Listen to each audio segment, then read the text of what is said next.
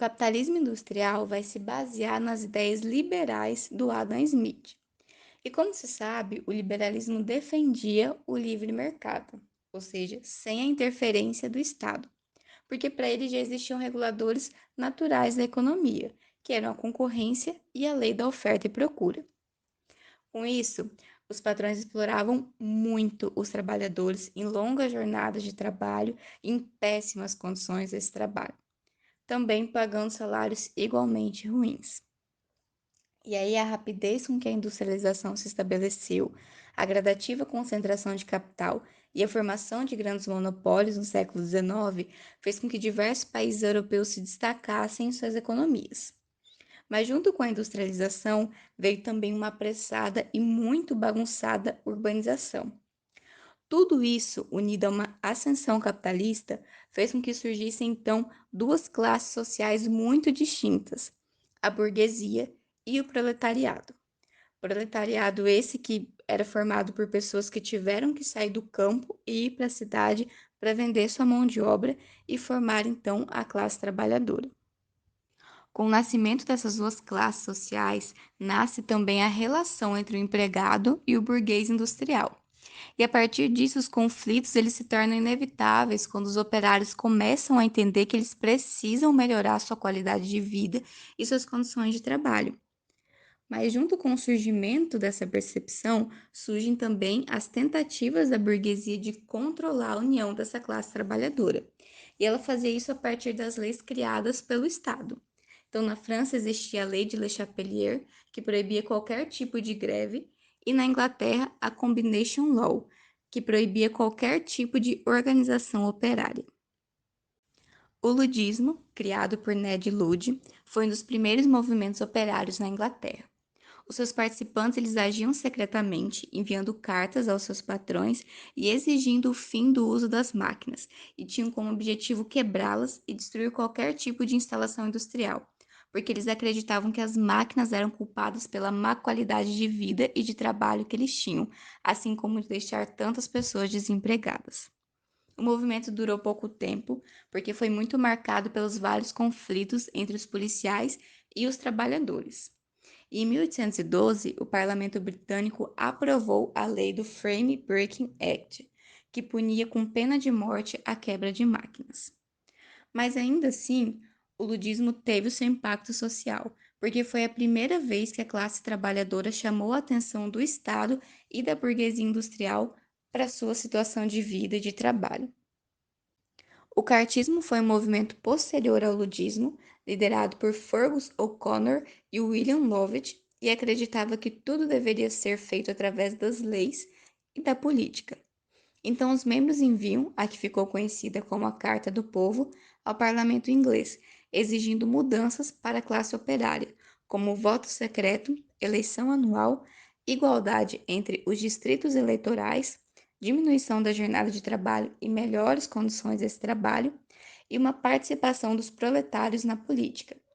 Essa participação sendo no parlamento e com uma remuneração por isso, entre outras exigências. Apesar do parlamento ter rejeitado a carta e reprimido os participantes, prendendo seus dirigentes e esmagando o movimento, foi gerada uma nova forma de organização, uma organização diferente e que deu origem ao futuro sindicalismo. E por último, o sindicalismo, que surge em 1824, após o parlamento inglês aprovar uma lei que estendia essa livre associação aos operários, o que antes era permitido apenas para as classes dominantes. Com isso, criou-se então as trade unions, que eram as organizações sindicais da época e hoje nossos atuais sindicatos. Essas trade unions tinham como objetivo unificar as reivindicações das categorias que faziam parte da mesma área e que lutavam por mais direitos e salários maiores. Eles negociavam essas reivindicações com os patrões para evitar que esses patrões exercessem algum tipo de pressão sobre os trabalhadores, fazendo com que eles desistissem ou mudassem de ideia. Reivindicavam também uma fixação de salário para cada categoria e que esse salário fosse regulado de acordo com o lucro, ou seja, se o lucro aumentasse, o salário também iria aumentar, além de defender uma criação de fundos para oferecer suporte aos trabalhadores nos momentos mais difíceis e de mais dificuldade. E é exatamente nesse momento, nesse contexto, que surgem também os ideais sociais e políticos do século XIX, que é quando principalmente a política, a economia e a filosofia começam a questionar as situações que existiam entre o operariado e a burguesia, a distância que existia entre um e outro e as condições de vida e de trabalho do proletariado. Tudo isso levando a dúvidas sobre o próprio capitalismo. E a partir disso, as ideias se dividiam entre reformar o capitalismo e tornar ele mais humano para o proletariado ou de uma revolução completa, não ter mais o capitalismo e sim uma outra opção de modo de produção.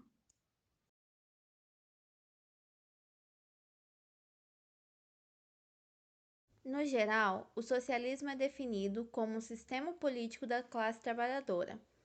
Mesmo tendo algumas subdivisões, todas têm uma base comum formada pela transformação do arranjo jurídico e econômico fundamentado na propriedade privada, que são limitação do direito de propriedade, que a classe trabalhadora comande os principais recursos econômicos e que sua gestão promova a igualdade social.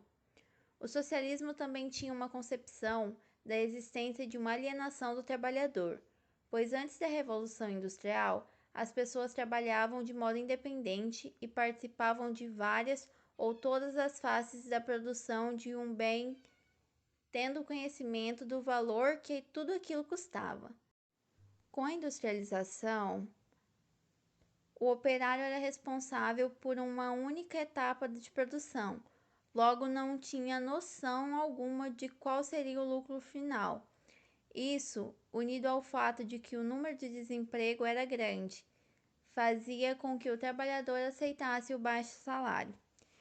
Em 1848, Marx publica o Manifesto Comunista, onde chama os operários para uma revolução socialista, trocar o capitalismo pelo que ele chama de socialismo.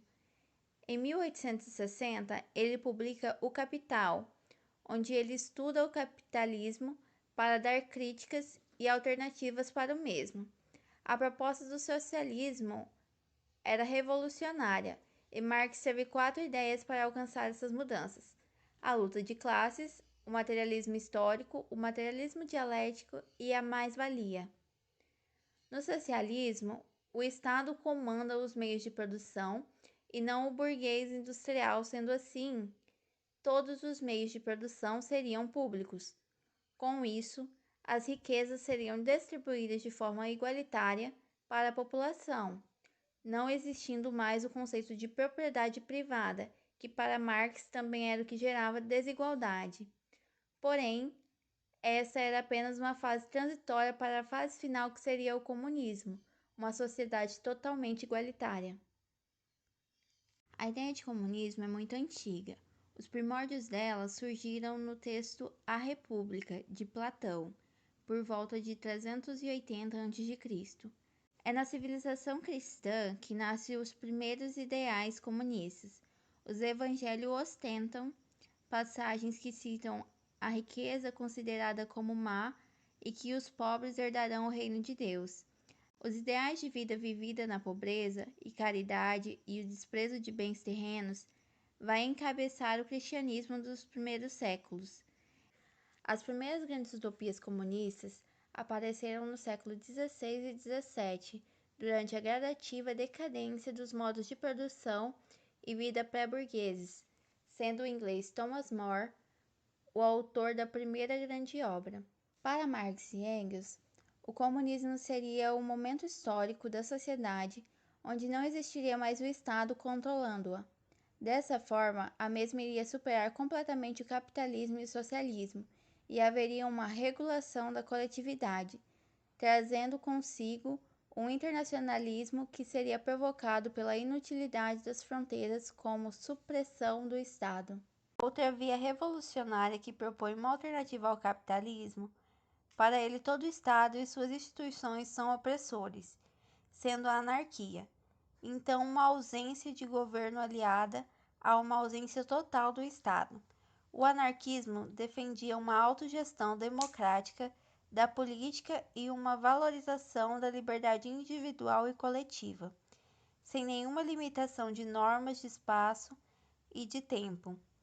Não ser oprimido por qualquer tipo de autoridade, seja ela política, econômica, religiosa, social ou jurídica, admitindo somente as limitações da natureza, do bom senso e da vontade da comunidade em geral.